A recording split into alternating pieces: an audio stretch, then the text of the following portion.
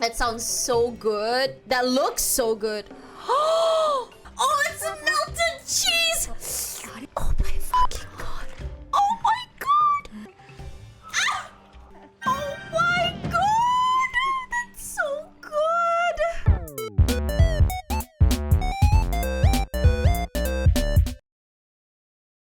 Hello and welcome to a special episode of Kakuchopurei's Untitled show.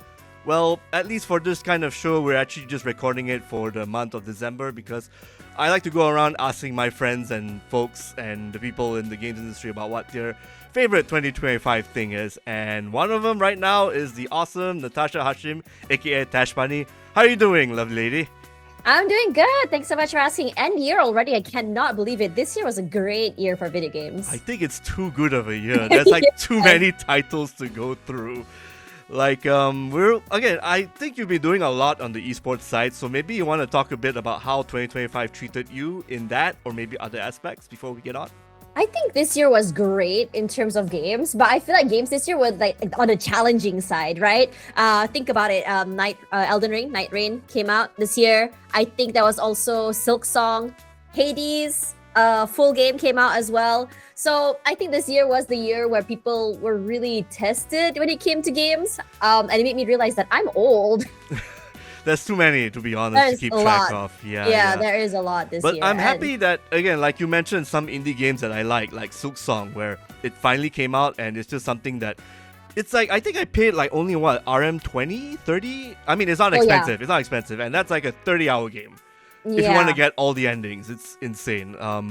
But we're not here to talk about my stuff. I'm here to focus on you, on your games and whatnot. So let's talk about like the top 5 titles that you've played and enjoyed, like your personal top 5 games. So we can go from 5, or we can go in any order, like from the least to the most liked or whatnot. I'm sure you have a curated list of sorts. You know what? I actually did not have a curated list because apparently this year happened to be my busiest year. So, you know when they say, even though you're working in games, you never have time to play video games? True that. Yeah, that's literally me this year. But I did play a few games that I really liked. Starting off, I think this year started off really strong for me with the Monster Hunter Wilds. I love Monster Hunter. I played World, I played Rise, I played on stage with the producer of Monster Hunter as well last year, right? So, this year I knew I had to play Wilds, and I think whatever that was, I felt lacking in Rise last year was very much, I would say, addressed this year. Maybe optimization might be needed, but Monster Hunter Wilds is definitely on that list for sure for me. So what was it that fixed you, that made you appreciate the changes? What changes were in Monster Hunter Wilds compared to Rise and World, I believe? I think that for me, I'm not saying it's going back to World, but it does go back to it in a way. Like, I think for Rise, my biggest problem is that I didn't have a lot of friends to play the game with, and it felt like a lot of like the quests were made for like a group of people to play together instead of solo, which I didn't really have fun doing. And in Wilds, I could play it solo, I can play it with friends, and it's still very, very viable for me. And I felt like, a lot. I think another thing I really liked was this. I wasn't sure if there was changes to the dual daggers because that's the only weapon I played, but it felt a lot more smooth in my opinion, compared to before. So for me, that's just basically it. Monster Hunter is still gonna be Monster Hunter, which is why I love it. You can jump around, you can go kill things, you can go find your best cosmetics. I will never get bored of Monster Hunter. Well, that is true, because I remember I saw a clip of you playing Monster Hunter Wilds, and there was one particular scene you seemed very excited with, when the characters were eating. That sounds so good. That looks so good. Oh, it's a melted cheese! Oh my fucking god! Oh my god! Ah! Oh my god! That's so good! Yeah. Oh my god! Speaking of eating, that was the biggest upgrade from like Rise to like Wilds. I remembered when Rise came out after Worlds, I'm like, dude, all we get is dango. Come on. And then I'm glad that we went back to the whole food like in World, and I'm like, yes, this is what I played the game for, to feel hungry when I play. Capcom did a lovely job. I mean, despite the optimization issue you mentioned, especially for PC, they really do hit it home with the single player and the food stuff, especially the dosei they had, and then there were a bunch of other stuff. It's mostly cutscene stuff, but it's nice that they actually add in some love and whatnot. And I'm glad that you actually enjoyed Monster Hunter because it has always been a multiplayer game for many of us who don't really like to team up. I rather just fight people in Street Fighter in a multiplayer. Fair, but again, it's nice that Capcom is making a single player Monster Hunter in a sense. So in a way, it's kind of like going back to what they did on the PSP before they made more money doing it on the multiplayer front. So again, you say your favorite weapon was the dual blades, right? So maybe tell me more about your fighting style and which monster you had fun fighting. Oh, Kongalala. Annoying to fight. Kongalala is annoying to fight, but he's so funny. Like it's the big frog, right? Is it? Or... No, the Kongalala is the big monkey that farts. Okay, the monkey. Poops on you. Yeah. And I think the monkey also drops like the best cosmetic. It's cutesy, it's pinkish. Nice. Yeah. So I like Kongalala a lot. Annoying to fight because of the stun, I believe.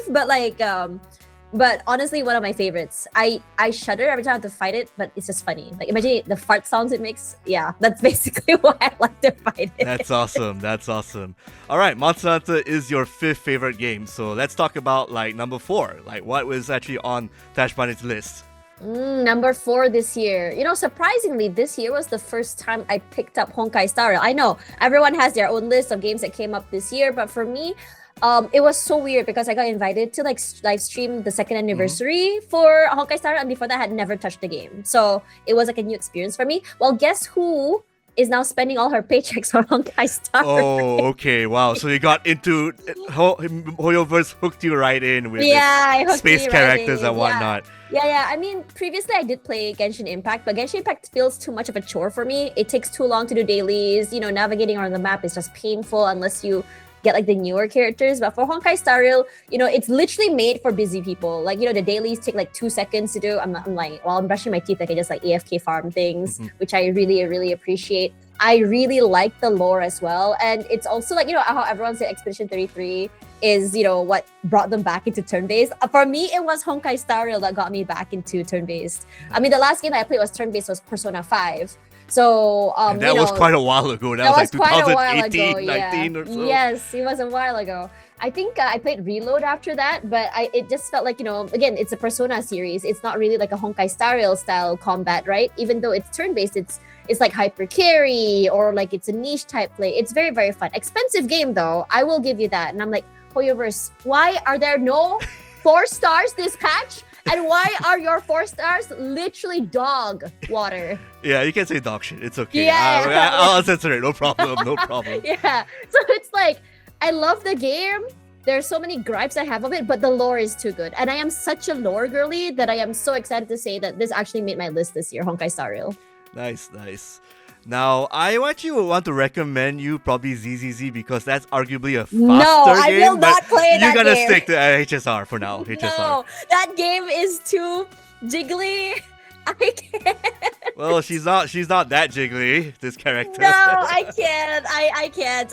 I saw the Miyabi and that girl with the yellow outfit. I forgot her name. That fight scene was so iconic. It was epic. It was literally everywhere when it came out. And I almost downloaded it, but then the jiggle physics kind of like, okay, there's a limit to me, and the limit is the jiggle. So yeah, there's actually a lot. The character in the new 2.0 update, the Kung Fu Master, yeah, she's pretty jiggly. Yes. Yeah, I also saw the octopus girl. Yeah, that's pretty jiggly too. That's like all subtlety is thrown out the window with ZZZ. But the game is great because it doesn't take itself seriously. So I think that there is a market for that for sure. So that is definitely on there. I think for a lot of people. Yeah. Shall we move to number 3? Actually, we'll go back to Honkai Star Rail. I haven't actually asked you who your favorite character is. My favorite character? Oh, actually, this is so funny. I love MC. Okay, Trailblazer. Yeah, Trailblazer. I love Trailblazer. I love Stell, to be exact. I think she's a very funny character. She doesn't take herself seriously. You can be serious if you want to. You can be goofy if you want to. The whole Trash Raccoon meme. Trash Raccoon, yes. Yeah, I see it. I love it. I am a big fan. Wait, hang on. I'll show you something. All right. Let's go. Even went out of my way to get this. Oh, wow. Okay, nice. Cute. So, yeah, I love this. I think one thing about Honkai Star Rail got me is that I genuinely do like the MC compared to like the other gachas I play, which I'm like, oh, MC, cool. I don't really care about you. But I love MC so much. She does. I mean, they're both like 2 sexes anyway, male or female, but they had that cool, austere kind of look to them. And Your weapon's a baseball bat. Who doesn't love a character who just beats people up by default with a baseball bat, you know? That's so cool. Yeah. I still stick to Destruction, but I would play the one with the top hat, the one where she buffs everyone up. Harmony. Because the rest of my characters are Destruction or the all-attacking group, so I would turn the main character to Harmony. Thank you, Harmony. Yeah. I mean, right now, I think the most broken MC is Remembrance. But with the new patch, but the new patch coming up will go back to Super Break. So you can definitely run Harmony again. So your top hat comes back. Oh, nice. Because my main character, who's my favorite, is Firefly. Oh, Firefly. Oh, that means you're set. Chick. You're set. Yeah. You just need to pull for Dahlia tomorrow. I probably won't have time or the luck to do that, so I'm happy with my current build right now. Yeah, but if in all seriousness though, I think another reason why I've been playing this game a lot is the new update. There's a new game mode in it. It's called Currency Wars. It's basically TFT but in Honkai style. Oh, okay. Yeah, and I've been playing the heck out of that game mode. Even though I've maxed out all the rewards, I literally gained nothing from it. I log in every day just to play that. Damn, that's addictive. I mean, this is more or less auto chess, right? Is it? It's auto chess, but it's PvE. It's not PvP, so I can take my time thinking. If I can't finish a game, I can just like pause it and then continue it later. And I think the best part about it is because I like Honkai style combat, right? So we don't get a lot of combat outside of like story or like events. So it's kind of nice that I can play combat over and over. And on top of that as well, I can play different comps if I want to, depending on the bond I run. So it's very fun. Nice. I'm glad you're part of the Honkai Star Rail train, you know, because it is a really fun game. And we're cool to put it on this list because, again, it's a game that's still ongoing up to now there's like what's the Greek storyline? Amphorius. Amphorius, the Greek storyline. Amphorius has been going on for a while. And there won't be an update for a while because of the whole China, Hong Kong thing going on. There is an update tomorrow. Oh, tomorrow. Okay. Yeah, but it's like a filler update. We're going back to Panakani. Okay. The Dreamland. Yeah, the Dreamland, which is not bad because that's how we're going to be introduced to to Dahlia again. Sorry, not Black Dahlia. Please cut that out. I'm going to get cancelled. Okay, yeah, Dahlia. To Dahlia. So that is going to be really cool. So I am super hyped for that as well. On top of that, we have a Currency Wars expansion. So more bonds, please. Nice. Yeah. I'm very hyped for it. Yeah. Always good to see another Hoyoverse player coming in. Yeah, coming in. All right, let's go to, like you said, let's go to the third game. What is your third game? I would say Hades 2. Hades 2 was this year, right? Yes, it was this year. It was this year, yeah. 1.0 is this year. Yes. You know, I think I got it on the first day it was announced alpha, I believe. The game when, not all the characters were drawn yet even. There were like sketches there or like old portraits. And I thought to myself, this is hella good. And then somehow I forgot about it. And so like, bam, just dropped out of nowhere. Like, hey, 1.0 is out. Welcome. And I'm like, oh, wait, I forgot I have this game. Yeah. And I think what's really great about Hades 2 is that there was no like comparisons. Like, I can still go back to Hades 1 and play Hades 1 and still play Hades 2 if I want to. And it's really funny because, usually when a newer game comes out, right? Like, say, Persona 3, Persona 4, Persona 5, you can see the quality of life, the changes, and what makes games better. But Hades 1 and Hades 2 are still both great in their regards. And there's no comparison. It's like, oh, okay, I want to play Hades 1. Oh, I want to play Hades 2. That's just like, I can just swap between the two games and it will still feel good regardless. All right, I gotta ask. Like, you probably got a favorite weapon or setup. What is it? Ooh, what was my favorite weapon? Oh, I think I like the what do you call it? The staff. That's the basic. The basic weapon. Yeah, that's the basic weapon. Yeah, the basic. Yeah. It was really weird because I thought, oh, I'm gonna be like maybe I would like the sickle, or maybe I would like what was it? The shield? No, the bow. There's like so many different weapons, but I ended up liking the staff the most, which is so strange. I think it's just very basic. It's very safe. There's a big range to it without going too aggressive. But also the fact that maybe I haven't played it enough to really appreciate all of the weapons yet could be another thing as well. But it is a damn fun game. Like the weapons, right? I think that whenever someone plays, Hades, there's no one weapon is OP. Everyone has a favorite weapon, and it's not like a one weapon is the strongest among others. Everyone has a different style of play, which I really, really enjoy. And I gotta ask your favorite character in Hades 2, like who you actually enjoy meeting up or talking to. Who's the main character again? It's been a while. I haven't played it. Mel. We just call him Mel. Yeah, Mel. Yeah. I love Mel. I think she's a very cool character. She's kind of like funny, a bit snarky. And that ghost girl, what's her name? The ghost? Yeah, I forgot the ghost girl. That like the one that turns angry when you go visit her and then she's cute again. Yeah, I love her. She kind of reminds me of that girl in Hades 1 where she's always dusting around and she has like a big crush. Dusa. Yeah, Dusa's the first Dusa character, on Zagreus. Yeah, she reminds me of her, but like opposite of her. Yep. Cool. I actually am preferring Nemesis. I mean, I only played the early access. Nemesis? Yeah, Nemesis, because she screws you over a lot, but I'm happy with that dynamic. Yeah. She does, but eventually she does like warm up over time. You can tell that she cares somewhat. And then there's like a peep of her abs, and I'm just like, yeah. That's what drew me to her, I guess. How is everyone in this game so attractive? They are too attractive, honestly. Right? Yeah. Let's see. I think what really would peak Hades for me is the fact that the 2 is there for a reason. One is going to the underworld, and the other number is when you go up. I didn't play much of going up. I only finished the underworld, but I didn't get to play overworld until 1.0 came up. So, what are your thoughts about the overworld? Like, did you get to check out bits of that? You know what? It's funny because I'm like you. I didn't get to check out the overworld at all yet. In Hades, I'm just trying to take my time with it and I'm not really the best when it comes to these roguelikes. I genuinely suck at them. But the beautiful thing about this game is that even if you lose, you're still gonna unlock lore, which I am very thankful for because I would be so mad if I couldn't go forward, regardless of everything. But yeah, I did play a bit of the overworld before 1.0 happened, and I thought it was really, really pretty. It was really cool. It was big. I think it's had a really cool mechanic as well, which I am looking forward to checking out more during the holidays because clearly right now everyone's so busy. Oh, yeah. I only touched Hades 2 for a bit too, so I'm in that same boat, to be honest. Yeah. But glad that, again, we're at least, Hades, you got some space for Hades 2 in that sense. Yeah, I do. It's permanently on my PC. It's a kind of game where you have some free time, you just boot it up, you can do a run, and then you're like, okay, I'm gonna stop here for now, and you just continue doing other things. Nice. All right, we've got 2 more titles that you can from your list, so maybe we can bring it on home. Like second title. Okay, go. Second title, Where Winds Meet. I know it's really late in the year, but it made it in time, so I'm gonna put it into Where Winds Meet. It's really funny because I would have put in Ghost of Yote because I genuinely did enjoy that game. I really also like Ghost of Tsushima, but I feel like whatever that was lacking in Ghost of Yote is put into Where Winds Meet. Do tell. How?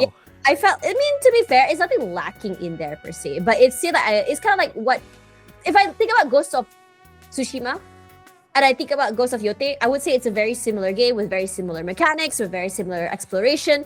But the thing is, that game ends, right? So once you empty out the map, there's nothing else to do other than reboot and replay again.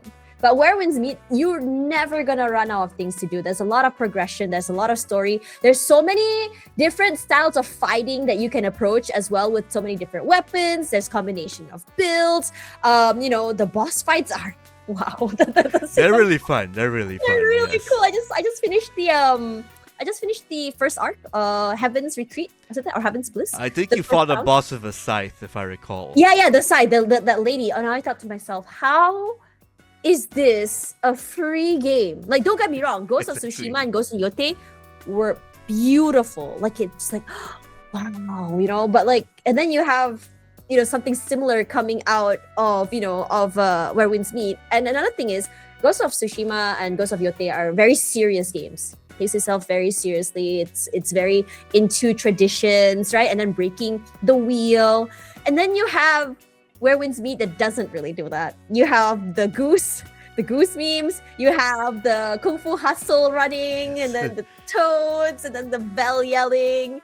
And then, you have the drunken Kung Fu martial art, which is so funny as well. And I love how great it is when it comes to the flow and the movement as well. Not optimized. Terribly optimized. I can play it on my 5070 Ti on Ultra, no problem. As soon as I hit live on my stream, it just crashes the heck out of my PC. Streaming issues for a game. Yeah, I think it hates OBS. So, but when I have the free time, I'm not like the best in the game. I'm not really too good at parrying. I genuinely stay away from like Soulsborne game and stuff like that because I am not a patient person. Not patient enough to learn. So so I'm playing on like a story, but it is enough for me to actually turn off parry assist and actually want to learn how to parry, because the payoff when you parry, you get like this cool little animation when you parry, and I'm like, oh my god, that feels so good. So yeah. I'm on the same boat where I'm wondering, how is this cool animation in the free-to-play game? They really put Right. so much love in it. And it also has my other favorite Souls-like mechanic. What? Putting messages just before a Oh my particular god, area. the So sign! many so many helpful messages, and Yeah. and even some quips from Elden Ring. Turtle Yes. finger butthole or turtle or whatnot, and telling you, oh, don't go through here, or solutions to puzzles, which I actually appreciate. I love that. I love that. Again, I'm not very patient. With Honkai Star Rail, I had a guide on my side every single time because sometimes I get really annoyed trying to solve some of the puzzles, especially in Amphorius. But this one, no. He just tell you, and it's like really good. Like, thanks, guys. But there was also one thing that I love about the signs is getting baited by the signs. When I first started playing the game, there was like one viral TikTok of me with the goose. I'm not sure if you saw that one, where I walked around and there's a sign that says, legendary item ahead, kill the goose. And I go as a level 3, level 4, attacking the goose, and the goose just KOs me. And I was so confused. Like, what the heck is that? Damn. Yeah, got baited. It's Yeah. I think that's normal in a game that has message boards as your game mechanic per se. Yeah. Oh, I also gotta ask, what is your preferred fighting style in Where Winds Meet? Right now, at first I was doing the dual blades, infernal dual blades with rope dart, but I still don't have the mechanic for rope dart, so I kind of like miss out on that. So I tried so now I went back to my sword and the spear. Nameless sword, nameless spear. And I'm not gonna lie, even though everyone thinks like, oh my god, it's just a sword, it's a basic one. It's actually so broken early. It's so good. Yeah. You just mentioned my favorite style. I've been using like dual blades for quite a while. Up till now, yeah. Carrying with the Infernal dual blades. My second one would be spear, because I was trying to get the mortal rope darts, but I think the quest broke on me on the second, because you're on the first part and then I'm on the second part in a different area. I tried to do the quest to get the rope dart. I think something happened, so I may have to restart the game or whatnot, or maybe fix it. I don't know. It will fix over time. Hopefully because there was an update just yesterday, if I'm not mistaken, as well. Speaking of updates, like on bugs, there was like, this one boss, like the big guy that was like doing the smithing. So I was doing a multiplayer with my friend, and then my PC crashed.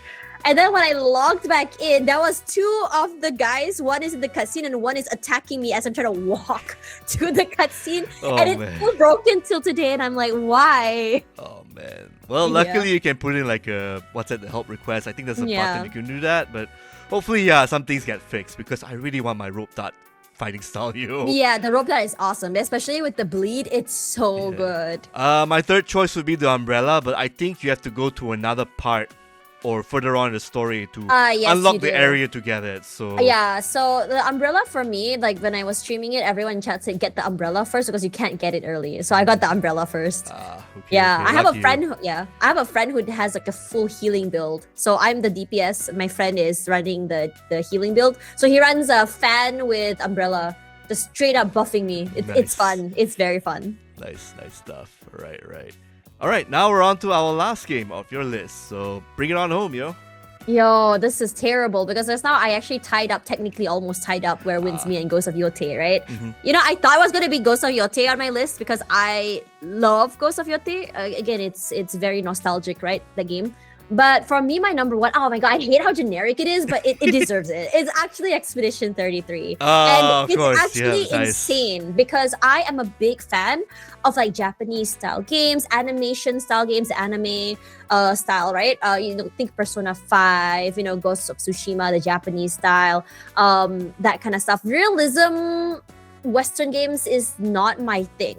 But this game got me into it, surprisingly, and it's rare to happen because genuinely the storyline is really good. I got really upset at the end of chapter 1 as well. It was really, really sad, seeing how the ending went, and then you had to choose, right, the ending, like whose idea of what do you call it thing? Of reality. That's true. Real, a lot of people right? did not like how it ended, but at the same time, it all will build up to that when you see the art style, when you see how everything turns out and everything's been revealed. And whatever I mean, again, no spoilers, but at the same time, it is. I've seen JRPGs that do this storyline really bad. Star Ocean 3. Yeah, it's hard really to bad. land it. Yeah, Expedition 33 did a great job. Learning mistakes from previous JRPGs and making it your own thing. And plus, it's a French-made game, so it's gonna be that way, like that style of morose ennui storytelling. So yeah.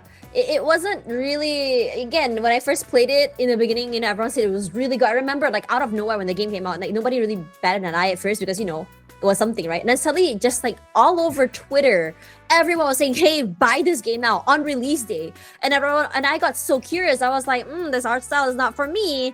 I'm an anime, kind of like, kind of girly. I like Pokemon and stuff like that. And I downloaded it, and I first remembered, you appear with Mael, and then you take the rose to go to Sophie. And at first I was like, meh, whatever. And then after that, you go to the end, and the introduction was, Sophie kind of like bursting into roses. And I remember I cried, and I was like, bro, I don't even know these characters. Why am I already this emotional? What the heck, right? And then we got to the island. And then, you saw the guy just come out and just murder everyone. And you're just like so confused, like what is happening, And I thought to myself, this game is not only beautiful, there's so many elements to it. I suck at parrying, but it surprisingly, again, I'm not very patient, right? I hate games that are hard. But how is it that I really, really, really, even on story, I really want to know how to parry each monster? I think that's the Souls-like effect coming into your kind of gaming thing. No, because it's all about learning and how they fight, and through many failures and whatnot, you're gonna succeed eventually if you learn and put in the effort, and it really works out really well. Again, it's not completely like a Souls-like game, but it has shades of it that makes it its own thing, which is why I love about Expedition 33. And I love that they didn't punish me for playing, easy mode or anything like that, the story mode or whatever, because I think that, there was a conversation happening, right? Games should be played how it is. They shouldn't be in easy mode. Yes. Like Silk Song, I avoided it because I knew that even Ori and the Light, Ori, I couldn't get past that. Hollow Knight, I couldn't get past that. I knew Silk Song is going to be out of my reach. I am terrible at jumping mechanics. Again, not very patient. But, this one, I love that they gave, options for us. So I can still enjoy the story and still appreciate it. And I love that as well. And I think that there was this one boss. I forgot what it was. It was the chief, right? Where... The one in village. That village. Okay. Yeah, the Gestural village. The first one you fight the chief, and then you're like, yeah, that's fine. And then suddenly he just like one shots you. I still am trying to beat the chief. And I was another one with the ball where you're supposed to like block it like 30 something times or something like that in a row. And if you manage to, you just counter it. That sounds really, really fun as well. And I also really like the fact that you can have builds on that. I remember when the game first came out, like the Verso 1 million hit Verso with the what do you call it? The trigger buttons. I forgot what it's called. Yeah. That one was really fun as well. I was like watching so many people do it. It was insane. Oh yeah, there's also a build where basically you just explode in battle and you can actually resurrect from exploding in battle. Wait, what? You can blow yourself up. There's a Lumine? There is a skill you can put on your character where you explode. Damn. Okay. And you can end the battle really quick. I think you have to get the skill where basically the damage goes above 999, then you can unlock that. Or it could be a new game. Yeah. It's you can play. I think you can get that power up on the first playthrough. Yeah. Definitely NG. I think it's called Death Bomb. It's called Death Bomb. Yes. Oh, Death Bomb. Because it's like such a mag. What's that Pokemon? I don't remember. Pokemon. Yeah, I don't remember. I'm old, man. I cannot remember anything anymore. I mean, I just played Pokemon ZA to finish, so I should know some Pokemon speaking of that, stuff. can I put ZA into my honorable mentions? You can. Yes. So are you done with Expedition 33 before we move on? Yeah, I'm pretty much done. Yeah. All right. On to your honorable mention. I would give Pokemon ZA. I know people were comparing ZA and Digimon like crazy. I enjoyed Digimon. I really did. But I wouldn't put it into my top 5 because I feel like, there's a lot going on in that game. The Digivolutions kind of overwhelmed me a little bit because you have to you Digivolutionize and then you have to bring it down back. You can undo it to get certain traits or something like that. There's a lot to think about. The story is damn good though. I highly recommend you guys play it. It's a damn good game. If you're easily overwhelmed like me, you just ignore the Digivolutionize thingies. Just ignore it. Do not, because you're not gonna play it. Some of those Digimon look pretty cool, and I think there's even a woman one. one. Black Agumon though. I am so happy about that. There is a Lilithmon, which I think a lot of people jump from Pokemon to Digimon because they kind of like their little creatures looking like women for some reason. Yeah. So Yeah. I So think there's also me. Junipermon or something. She was actually one of the main characters in the game you played. Yes. Yeah. But okay, let's head back to, you said you want to bring up a Pokemon ZA. Oh yeah, actually no. Can we put in Digimon first? That Sure. Okay, Digimon into my honorable mentions. Pokemon ZA as well deserves to be there. And I just want to argue and say to all the haters that were comparing the games, these are two very, very different games. You cannot be comparing the two. I do understand though, as Pokemon fans, you want to see growth and change, right? But I feel like ZA did a great job of like kind of like changing. Arceus was all about exploration, right? You go around the map, around the area, you look for Pokemon. That is like what I want to see in a Pokemon, where I go around and catch Pokemon. But ZA is fun because they actually move the whole, I think, thing into just battles. Like I'm going around battling every night. Why? Because I'm trying to get money so I can buy new clothes. Yep. That's it. It's so simple. Am I playing PvP? No. Should I play PvP? Probably, because there's a lot of cool things you can get from it. And it's genuinely so fun. But not really. I think it's just really funny. Like, I know how people said Sword and Shield was not that great. I think it's the same sentiment. I think it's just like a very fun, silly game. You log in, you play, you log out. It doesn't take itself seriously. And I think that both Digimon and Pokemon had its own little niches, had its own little audience. And genuinely, I enjoy both. I do like the battle system in Pokemon ZA a lot more because, again, real time, you don't see that often in the Pokemon game at all. And short of the some megas are so fun. The raid battles are great. Are great. I do like the fact they transform. You got to actual real-time dodge things and plan your party around the monster you fight. Also, everyone is so friendly in the Pokemon universe. They heal you before every fight. Even after a fight, they heal you. It's so wholesome in a sense. I love everything about the Pokemon community. Digimon is still very new to me. It's funny because when I was younger, I was the one collecting those silly little Digimon stickers. The translucent, the silver, like they're like So you're supposed to get them. You put it in the book, and then apparently, if you get all of the stickers, you can send it to them, and then you get like a prize. I never found all of the stickers, but it was cool trading with friends. Those stickers are shiny as well, too, right? Platinum shiny. Okay, all right. Those were good times. You can go to the Babu selling the roti, get it for like 20 cents each. Yep. I think for me it was Transformers and probably that's how old I am. Transformers and what else came out in like the early 90s? Probably Mask or something, the vehicle thing. But Pokemon, Digimon, they have their own thing as well too. So glad you like those games too. I also like Time Strangers, but again, that's probably another conversation for another day. Yeah. It's like Shin Megami Tensei Lights. Oh, it is! Now that you mention it, now that you're mentioning it, and I haven't talked about SMT in a long time. I haven't thought of SMT in a long time. I mean, ever since Persona came out, I feel like people kind of like forgot SMT existed. Well, there's Winter Sale, and you can buy Shin Megami Tensei 5 Vengeance for cheap, which I would recommend. I'll recommend you that. I might. Yeah, that'll be your mission, hopefully. Play Vengeance. It's a game from last year, but I would recommend it regardless because it's like the definitive Shin Megami game you can play on PC. Oh, that's fire! Yeah, I can clear my backlog. And there's like two storylines. You've got like the Nintendo Switch storyline from back then, and then you've got like the port has the Canon of Vengeance, which is like another storyline. So you can play both basically. That's like what 30. That's probably 100 hours plus like that. So damn, that's crazy. Yeah, but it was fun. It's fun. Yeah. Yeah. I feel like this was one of the hardest top 5s I had to do because I think this year had a lot of games. I didn't know where to put everything. But I think toward the end year, it really caught me off guard. Toward the second half, right? I think Expedition came out in August. Yep. Yeah. No. Expedition 33 was April. Oh, it was like, I don't know why, but I thought it was August for some reason. Yeah. I felt like, I think I know why. Because everyone kept talking about it nonstop. like the buzz never died down. You see the buzz for Expedition 33 throughout the entire year compared to like say ZA or even Digimon. Everyone said Digimon was great, but I think it was talked about for a maximum of 2 weeks. And then people just moved on with their lives after that. Yeah. And then the conversation opened up again for Expedition 33, like the Game Awards, where they went too many awards. Yeah, they swept. Do I agree with the people that say it was too much? Yes, but do they deserve it? Absolutely. Yeah. They definitely deserve it. Sandfall is your first game, hit it out of the ballpark. Good stuff. Yeah, and it was like I think a very reasonably priced game too. I think it was like what? It's How much definitely is it on 100-ish. 100-ish. Yeah, 100-ish on yeah. PC. Yeah, It most was of your still AAA stuff would be like 250, 300. So 300-ish 120, now, 150 is pretty good for a 30-hour game, yo. You know what's a game I regret this year? Oh, what? What? Silent Hill F. I spent about almost 300 ringgit on that, only to be so. I mean, the story is good. Don't get me wrong, the story is damn good. I think they did a great job of explaining that. But why do I have to finish the game 4 times? And on top of that as well, the battle. Oh my god, the battle. Oh my god, don't get me started on the battle. I was so angry. How am I playing on story and die? They did do a patch recently where you can finally play the one where you don't easily die. But I was so mad. Yeah, I was not having it. Oh man.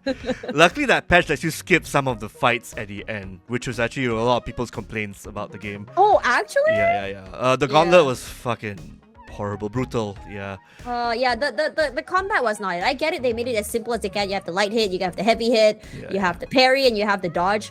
But the stamina early also was just not it as well. It was just so annoying. And then I think another thing I didn't like is that if I'm dying a lot, fine. But why am I getting transported to the checkpoint all the way over there? So I have to walk all the way there, go back into the stupid cutscene. Yeah. And then I can fight. Oh my god!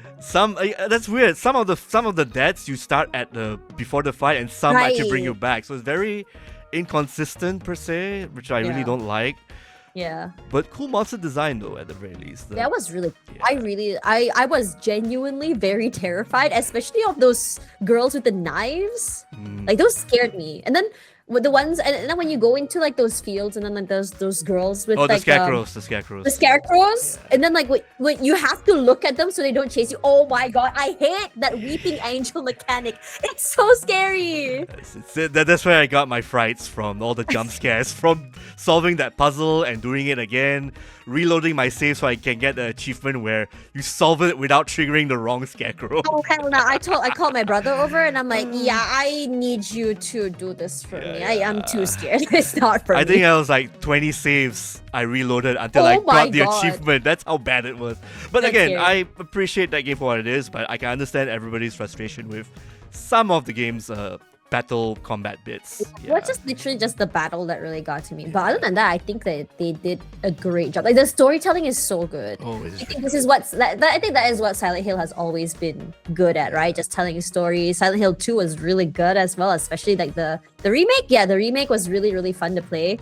But it was definitely very different. Like I didn't feel like I was playing Silent Hill. I think it's the same gripe that people had with like Final Fantasy series. 16 came out. I didn't feel like a Final Fantasy, right? Because it was so medieval compared to like the previous one where it's more like what's the word? Cyberpunk? Steampunk. Steampunk? Yes, steampunk. Yeah. All right, cool. All right, so biggest disappointment for you was Silent Hill F. You add into your top 5 list. All right, now the last real question is, what are you looking forward to in 2026? Oh, 2026? Oh, there's like so many things coming out next year, right? I would say Sons of the Forest 3. Is it next year? I think it's next year, right? Forest 3, they said 2026, yeah. Oh, 26, yeah. Because I don't know, I think as I grow older, I like to spend time with friends. So these multiplayers are like really fun as well. So I'm looking forward to Forest. There was a game coming out in February. What was the game? There's a lot they announced on February. I do know High Guard is coming out, the one they showed at the last Let me see. Last game of the Game Awards. February 2026. Resident Evil! Resident Evil 9. Yay! Yes. The Leon Kennedy Simulator Part 2. Yes. We have old Leon, but I'm not excited about Leon. I'm excited about. Is her name Claire? No. Grace.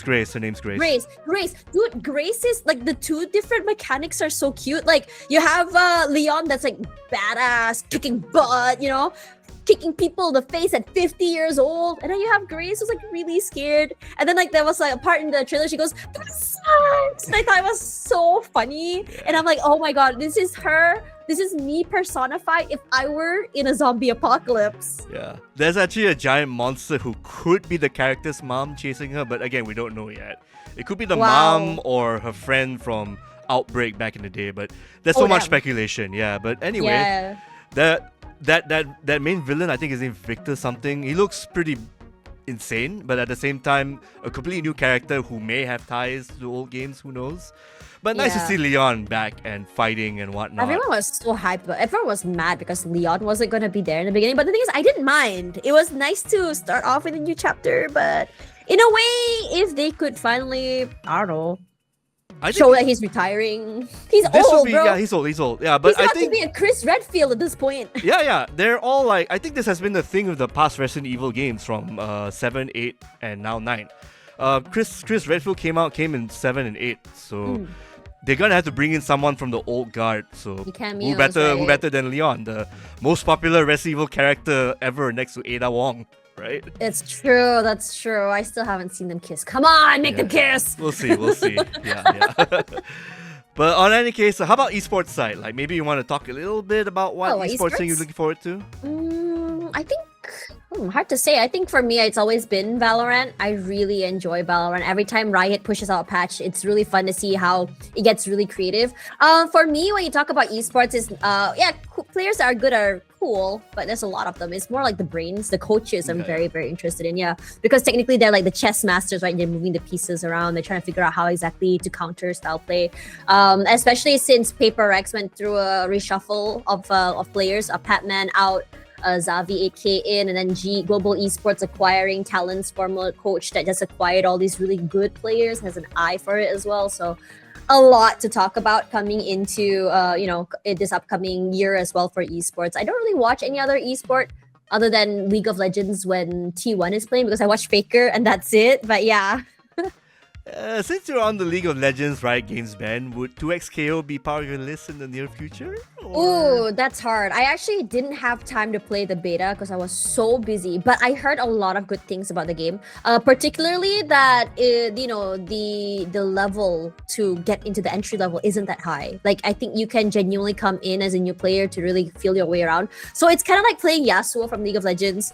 It's easy to come in and play him, but to get good, the ceiling is pretty high. So you can really differentiate the pros and also the casuals, which I really appreciate the depth. And I think that's what a lot of games should have.